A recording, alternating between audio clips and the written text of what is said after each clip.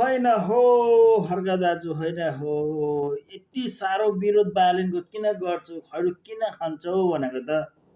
सुकुम्बासीको नाममा हुकुमबासीको सपोर्ट गरेर किन सरकारलाई विरोध गर्छौ भनेको त कुरो अहिले आएर बुझ्यो नि त। हामी लाटा जनता, कहना क्या चाहते हो?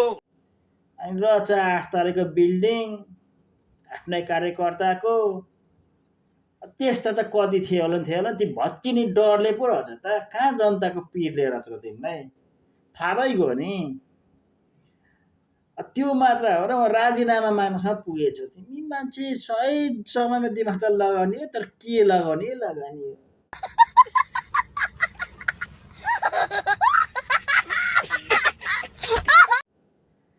देवा एमाले माओवादी काङ्ग्रेस ट्रेड युनियन बनाएर चाहिँ दुनियाँ सरकारी जग्गा कब्जा गरेर जनता पैसा लुटेको छैन। हाचिममा बढाइदेख बस्छौ।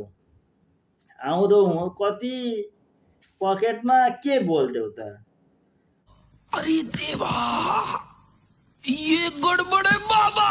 अनि यता बालेनलाई खालि खैरो खनाएछ अनि बालेनलाई मात्र दिएछ। डेढाग नगर, पुग्दैन, सक्दैनौ तिमीले। अब खालि राजीनामा बन्नेछ, कहिले के बन्नेछ। राजीनामा माग्ने भए बालेनको होइन, तिम्रो मन सन्तुष्ट हुनलाई एकचोटि घरमा जाऊ, एक दिनलाई भए पनि आफ्नो श्रीमतीसँग राजीनामा माग, बस।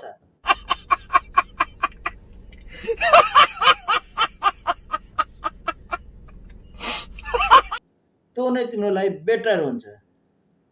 बाँकी अरू तिम्रो लागि तिम्रो औकातमा छैन, त्यो हैसियतमा देखिएन।